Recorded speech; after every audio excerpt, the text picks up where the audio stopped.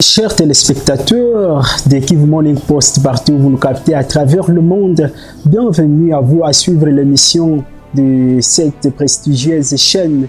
L'émission, c'est Table ronde d'histoire.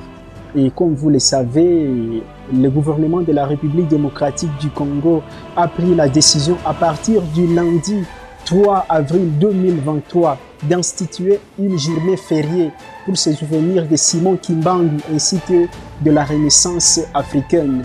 Alors, dans ce numéro, aujourd'hui, nous allons parler de ce qui est plus important, à savoir par rapport à Simon Kimbangu, cette icône bien sûr congolaise qui a milité pour l'émancipation spirituelle et politique de la République démocratique du Congo et de l'Afrique. Et dans un laps de temps, chers internautes, nous allons recevoir un grand panafricain que vous allez découvrir, c'est sous peu. Le 10 septembre 1921, le prophète Kimbangu, c'est là où il est devenu prophète parce qu'il a laissé des prophéties concernant l'avenir et le devenir de l'Afrique sur le plan politico-spirituel.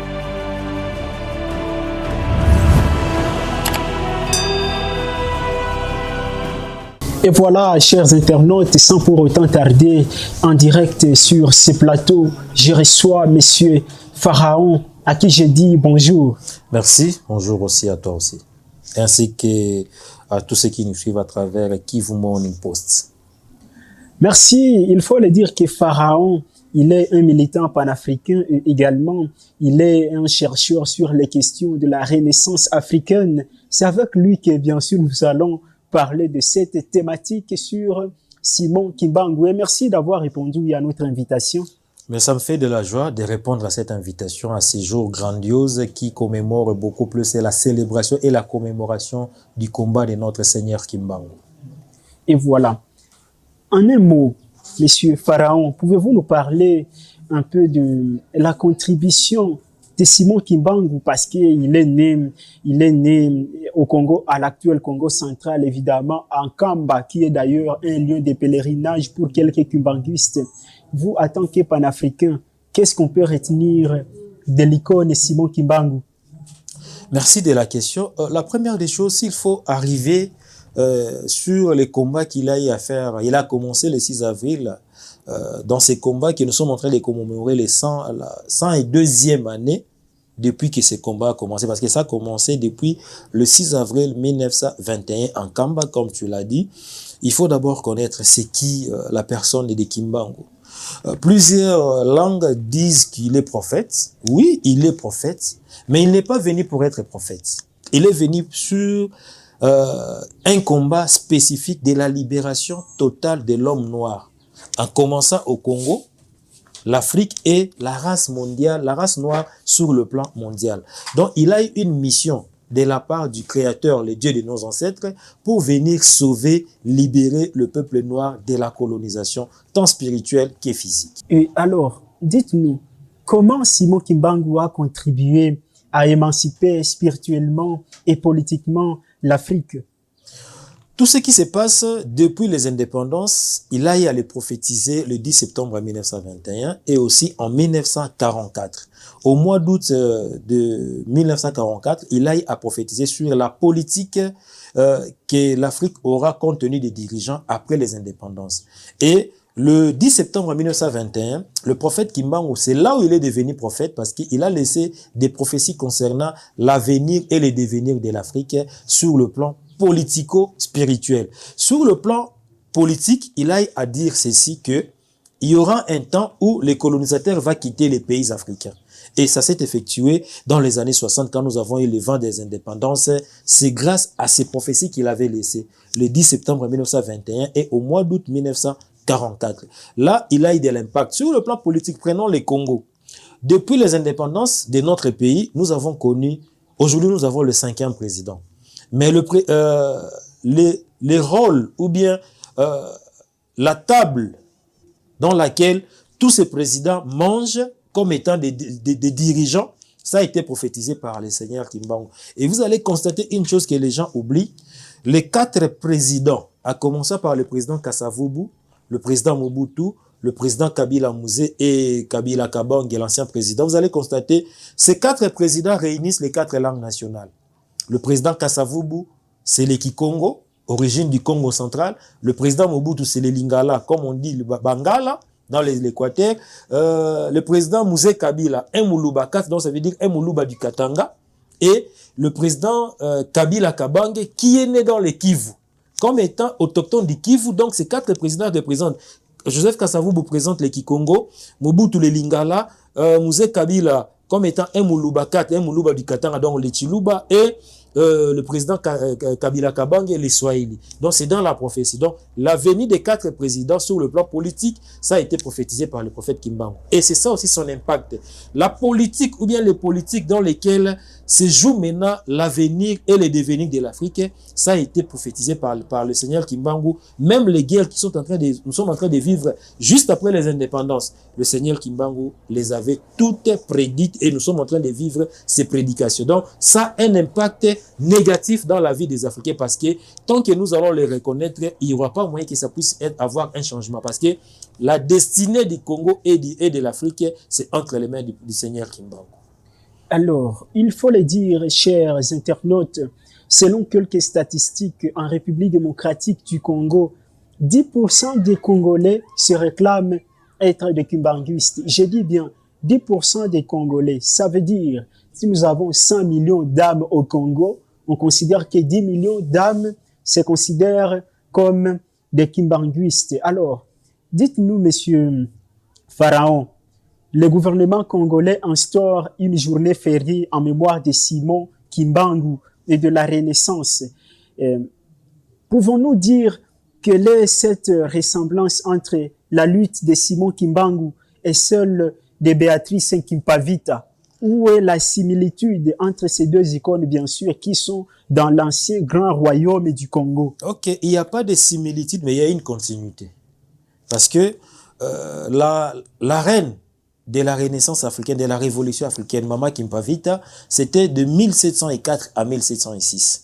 Et durant cette année, comme je l'ai dit bien, Mama Kimpavita a commencé dès sa 15e année après notre colonisation spirituelle. Parce que les gens croient que la colonisation a commencé à partir des Belges. Non, la colonisation a commencé depuis le 3 mai 1491, lorsque le roi du royaume Congo Nzingakuvu a été fait baptiser par Diego Cao, qui était un militaire de l'armée royale portugaise, et puis il est devenu prêtre, missionnaire, il est venu avec cette mission. C'est à partir de cette date-là, du 3 mai 1491, que nous sommes devenus des colonisés sur le plan de la spiritualité.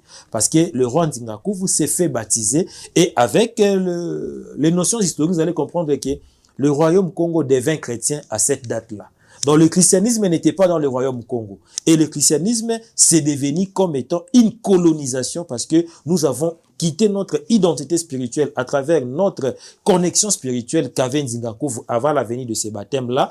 Et ça a commencé à partir de cette date-là, du 3 mai 1491. Mama Kimpavita s'est levée en 1704 et 2 ans de sa mission, le 2 juillet 1706, lorsqu'elle fit brûler vive, c'est elle qui laissa maintenant la prophétie en disant que l'enfant que je suis avec, comme vous êtes en train de me brûler avec mon enfant, sachez que cet enfant viendra renaître et cet enfant viendra révéler tout ce qui est caché.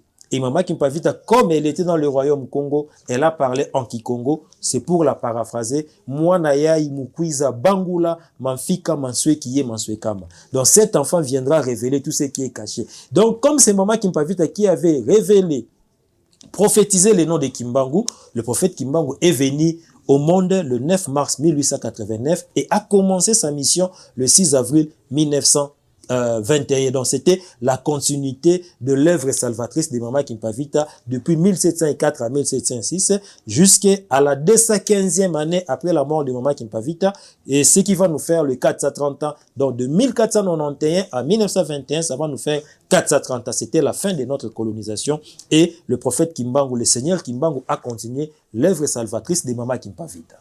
Alors, disons-le, en octobre 1951, je pense, c'est là que Simon Kimbangu sera condamné à mort par le Belge après avoir été emprisonné à partir de l'année 1921. Et d'ailleurs, à un certain moment, le président de la République démocratique du Congo, l'ancien président Joseph Kabila, dans un discours qu'il avait tenu devant les élus, il se dira, je cite, « Je suis descendant de Simon Kimbangu, je suis descendant de Béatrice Kimpavita » et là, il avait été ovationné.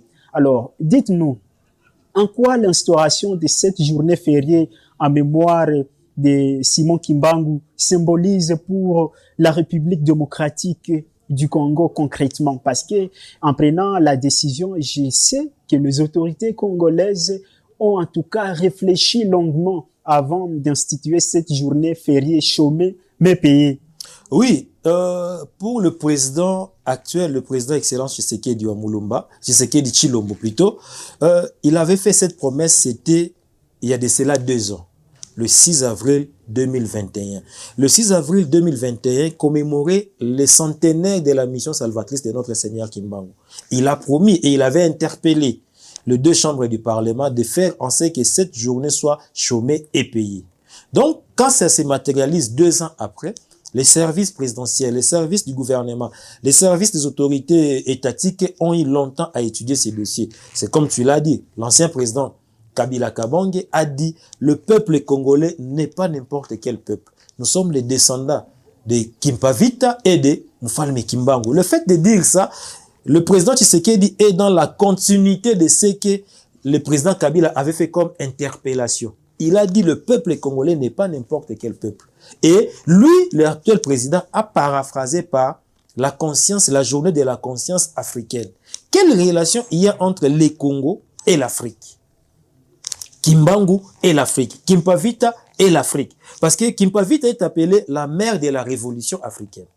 Et c'est elle qui a prophétisé la venue du prophète Kimbangu, du Seigneur Kimbangu. Le fait de faire cette journée chômée et payée, c'est la concrétisation, c'est la matérialisation de la volonté et du président Kasavubu et du président Mobutu et de Mouzé Kabila et de Kabila Kabange qui vient d'être matérialisé par le président Tshisekedi. Comme on dit, il y a la continuité de l'État. Ça a commencé depuis Kasavubu. Ce n'est pas seulement le président Kabila Sorta qui en avait fait. Non, même le président Mobutu, si vous allez fouiller dans les annales historiques, vous allez retrouver l'ancien président Mobutu était beaucoup plus en partenariat avec le fils cadet du seigneur Kimbangu qui est Diangenda Kuntsima. Donc, c'est une continuité. Ça nous fait énormément de la joie, mais ça doit être une interpellation nationale, collective et africaine, ainsi que pour la race mondiale. Car s'il faut remonter le temps, la conférence de Berlin, la conférence de Berlin sur le partage de l'Afrique, le sujet c'était le contrôle du bassin du fleuve Congo. Pourquoi on parle toujours de ces Congos qui a réuni les anciennes puissances mondiales au niveau de Berlin, la conférence de Berlin? Donc c'était sur les Congo. Est-ce que les Congolais maîtrisent qui il est, c'est quoi le Congo et quelle est sa destinée sur l'Afrique et le monde? Là, je vais paraphraser Marcus Garvey qui avait dit « L'Afrique a la forme d'un revolver dont la gâchette se trouve au Congo ». Marcus Garvey, il n'est pas congolais.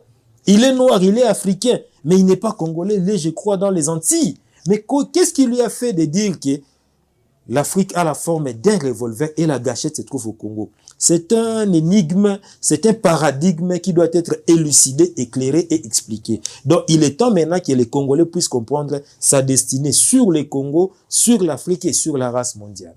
Alors, donc, si je comprends bien, ça veut dire qu'il est temps aux Congolais de prendre conscience, de se dire que fini la récréation, qu'il faut qu'on puisse maintenant rayonner partout à travers le monde et que notre destinée soit grandiose.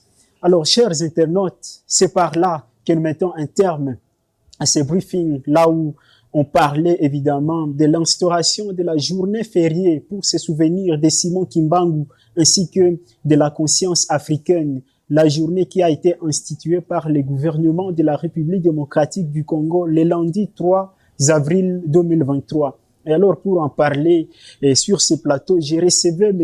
Pharaon, qui est un panafricain et également il est chercheur sur la Renaissance africaine, à qui je dis énormément merci. Merci beaucoup mon frère Eri et à toute l'équipe de la grande télévision Kivu Morning Post. Alors, n'hésitez pas surtout à faire partager cette vidéo à vos amis préférés pour qu'à leur tour puissent s'abonner sur la chaîne Kivu Morning Post, qui est bien évidemment l'autre vision du Kivu dans le monde. Ciao!